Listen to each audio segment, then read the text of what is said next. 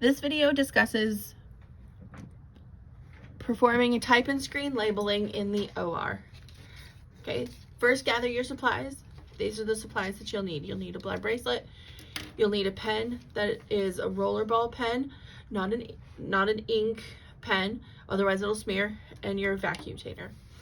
So the first thing you want to do is fill out your label. You're going to include the patient's name,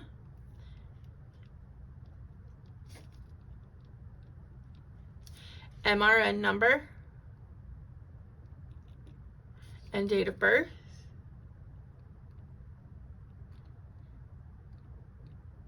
Keeping in mind to make this information as legible as possible.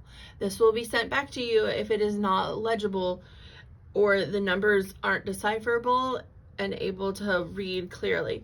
The next things you're going to include are your Ascension ID,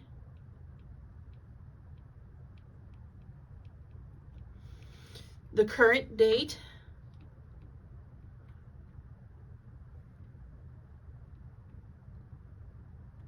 and the time that the specimen was collected. So we're going to say that this patient's specimen was collected at 9 a.m. So we're going to put 9 a.m. on our label.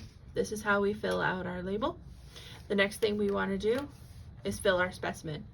So remember, for a patient that is 2 months or less, it is 2 mLs of blood. For a patient that is 3 months or greater, it is 3 mLs of blood that needs to go in the 6 ml vacutainer for type and screen.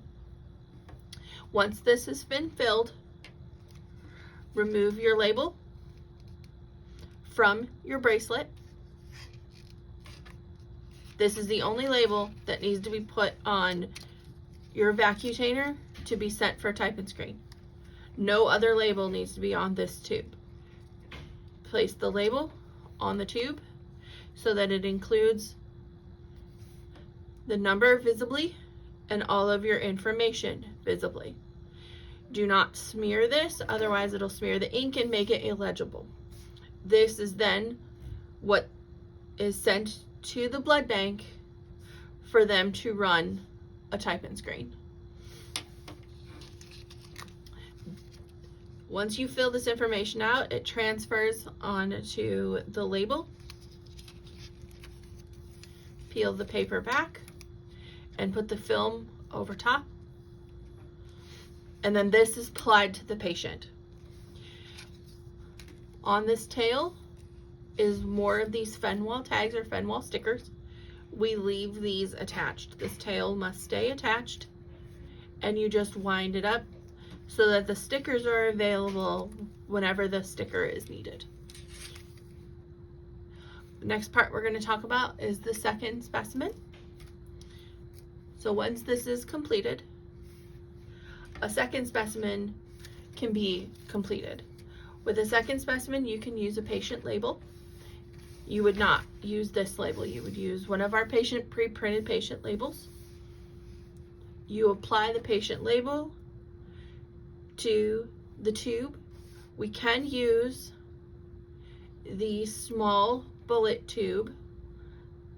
All you need is 0.5 mLs to 1 ml of blood. Do not pierce the top of the tube. Take the cap off and fill the tube. Include Ascension ID, date, time of specimen collection, and that it says second specimen. You also want to include a Fenwal sticker. This can be applied